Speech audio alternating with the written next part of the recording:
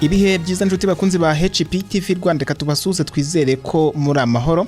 Nge nitwa Ruben Masengesho, mbazana amakuru agezweho muri aya masaha. Ndaza kubabwira ko Iran yongeye gufunga umuhora wa Hormuz, kandi ndaza kubabwira ko umugabo n'umugore we bakurikiranyweho kwica umwana w'umuturanyi. Ibyo byabereye hehe nabyo uraza kumenya, kandi ndakubwira ko urukiko rwategetse ko Dr. Semwaga akomeza gufungwa by'agateganyo aho ni mu mujyi wa Kigali, kandi ndaza kubabwira ko mu majyepfo imyaka yabaye ikibazo muri dosiye y'umwana ushinjwa kwica se. Muri Repubulika Demokarasi ya Kongo ubwo ni hanze y'u Rwanda, abasirikare ba RDC bahunze Goma, Bukavu ndetse na Uvira barashinjwa kuyogoza Karemi. Kandi tukiri mu kino gihugu ndaza kubabwira ko Kiliziya Gatolika muri iki gihugu yitambitse umugambi wa Kisekedi wo guhindura itegeko nshinga. Izo nizo ngingo tugiye kwakira amakuru yacu, reka tuze tuyarambura.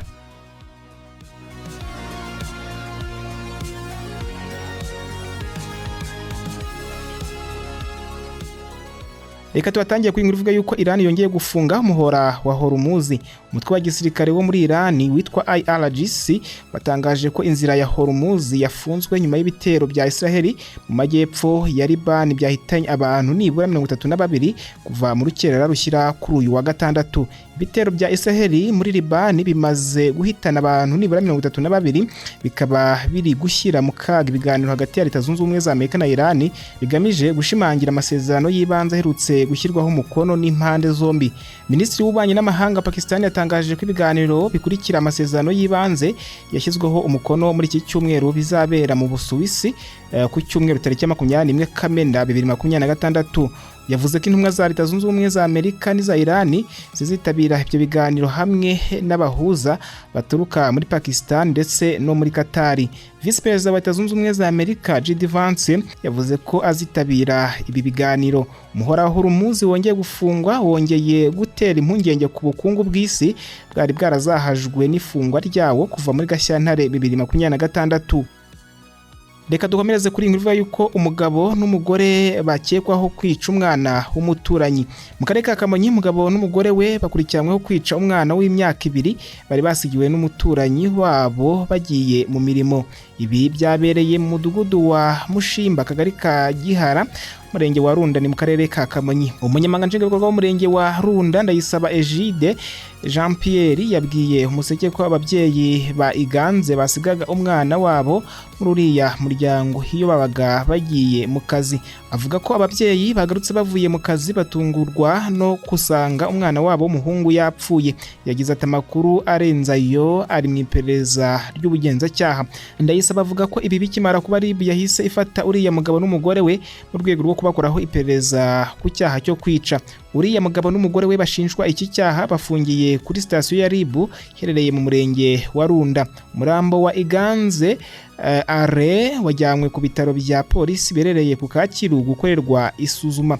Gitifu Ndayisaba avuga ko nta raporo bari bafite yuko iyi miryango yombi yari mu makimbirane ku buryo bakwihimura bakica umwana w'imyaka 2 batagiranye ikibazo. Avuga kandi ko nta kibazo na kimwe bazi cyangwa bakeka cyaba cyatumye umugabo n'umugore bakekwaho icyaha cyo kwica umwana w'umuturanyi basigiwe. Gitifu Ndayisaba yahumurije umuryango wabuze umwana, asaba ababyeyi bafite iyo myitwarire mibi kuyicikaho. Reka dukomereze kuri inkuru ivuga yuko imyaka yabaye ikibazo muri dosiye y'umwana ushinjwa kwica se. Mu kwezi kwa Gicurasi 2026 mu kagari ka Kadaho mu murenge wa Cyabakamye mu karere ka Nyanza nibwo humvikanye inkuru y'umwana warezwe kwica se umubyara. Nyina w'uriya mwana yagiranye amakimbirane na se arahukana, maze uriya musore ajya gucyura nyina, maze bombi bagera mu rugo saa 4 z'ijoro. Uriya muhungu arwana na se bapfuye inkweto uriya muhungu yari yaraguze. Hanyuma gusaka amakuru ko uriya musore nawe yari yaragurishije telefone ya se, gusa bariya ngo barwana ntawatabaje. Bukeye bamenya amakuru ko uriya musaza wari ufite imyaka 60 yapfuye. Uriya mwana yafungiye kuri sitasiyo ya RIB ya Busasamana mu karere ka Nyanza. Iperereza ry'ibanze ryagaragaje ko uriya mwana afite imyaka y'ubukure 18, cyakora abamurera bemeza kuri uriya mwana umurebye inyuma nta myaka y'ubukure afite.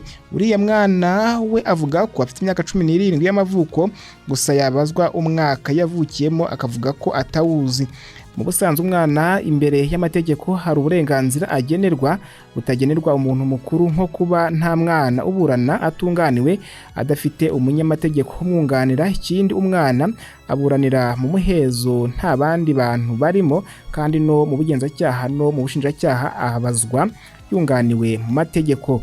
Ubu hategerejwe kumenya neza imyaka y'uriya mwana uregwa gukubita no gukomeretsa se umubyara bikamuviramo urupfu, kugira ngo hatangire inzira z'ubutabera. Afungiye kuri sitasiyo ya RIB ya Busasamana ni mu karere ka Nyanza. Hanyuma reka tubabwire ko urukiko rwategetse ko Dr Semwaga akomeza gufungwa by'agateganyo. Urukiko rwisumbuye rwa Nyarugenge rwategetse ko umuganga Dr Semwaga Emmanuel wamenyekanye cyane kubera gufasha ababuze urubyaro Nsabimana Frederic na Mukahigiro Gerardine bakomeza gufungwa by'agateganyo mu gihe hategerejwe kuburana urubanza mu mizi. Uyu mwanzuro wasomwe kwa 19 Kamena ushimangira wafashwe n'urukiko rw'ibanze rwa Kicukiro kwa 26 Gicurasi 2026, ubwo rwagaragazaga ko hari impamvu zikomeye zituma bakekwaho gukora ibyaha bitandukanye. Ibyo byaha birimo icyaha cy'icuruzwa ry'abantu, kuba icyitso ku cyaha cy'icuruzwa ry'abantu, gufata no gufunga binyuranyije n'amategeko, gukoresha ibikangisho, kutamenyekanisha icyaha cy'ubugome, ndetse no guhimba, guhindura no gukoresha inyandiko mpimbano. Kuri Dr Semwaga akurikiranyweho icyaha cyo kuba icyitso ku icuruzwa ry'abantu, kutamenyekanisha icyaha cy'ubugome, ndetse no guhimba, guhindura no gukoresha inyandiko mpimbano. Ibi byaha bikomoka ku kigo cyashinzwe na Nsabimana n'umugore we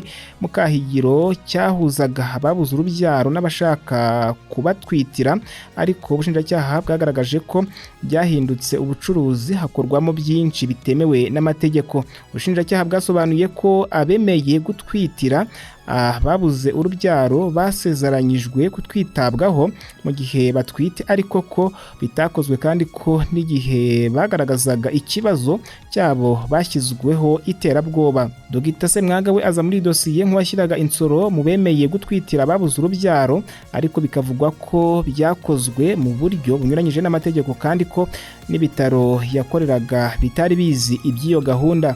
Uyu muganga yasabaga gufungurwa by'agateganyo kugira ngo ajye kwita ku bagore yashyizemo insoro bari hafi kubyara, nemera gutanga ingwate ya miliyoni 20 amafaranga y'u Rwanda, ariko urukiko rwabiteye utwatsi.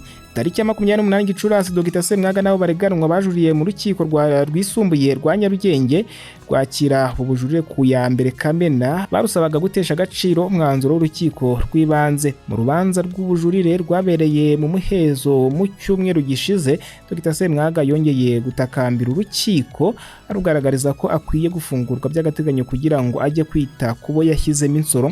Dr Semwaga yagaragaje ko abo yashyizemo insoro bakimukeneye cyane, kuko bamusanga ku igororero rya Nyarugenge kugira ngo abahe gahunda z'imiti bagomba gukoresha, hamwe n'izindi mpamvu zatanzwe n'abo bareganwa z'uko batazaturuka ubutabera. Urukiko rwasiteye utwatsi rwanzura ko bazakomeza gufungwa by'agateganyo mu gihe bategereje kuburana urubanza nyirizina.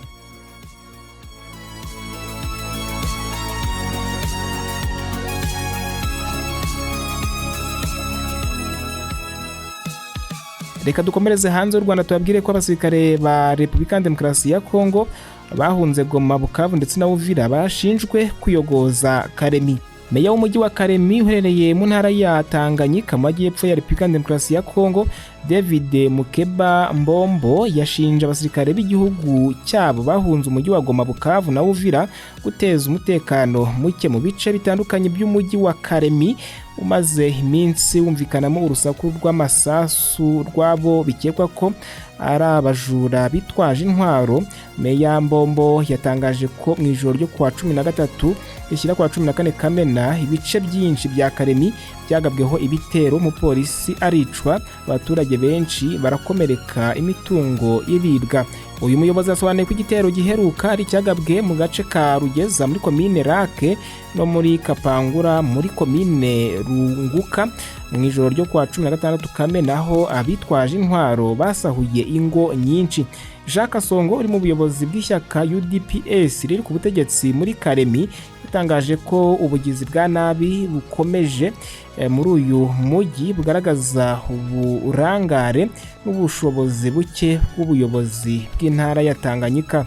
Meya Mbombo yatangaje ko abasirikare bahunze urugamba mu ntara ya Kivu y'Amajyaruguru na Kivu y'Amajyepfo aribo bari guteza umutekano muke muri Karemi kandi ko nta muntu hari wabashyira kuri gahunda. Abasirikare benshi ba RDC bavuye Goma muri Mutarama bava Bukavu muri Gashyantare uwo mwaka, bava no muri Uvira mu ntangiriro z'Ukuboza uwo mwaka.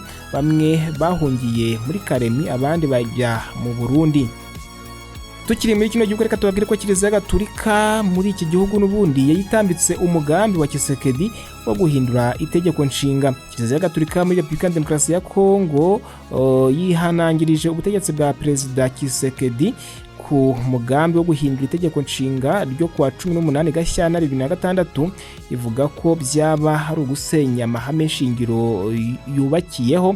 Inama y'Abepiskopi Gatolika muri RDC yizwi nka Senso yavuze ko guhindura itegeko nshinga bishobora guteza igihugu ibyago bikomeye birimo no gucikamo ibice. Umunyamabanga mukuru w'iyi nama Musenyeri Donatien Nshore yavuze ko ibiri gukorwa igaragara nk'amayeri yo guha izindi manda perezida uriho ubu.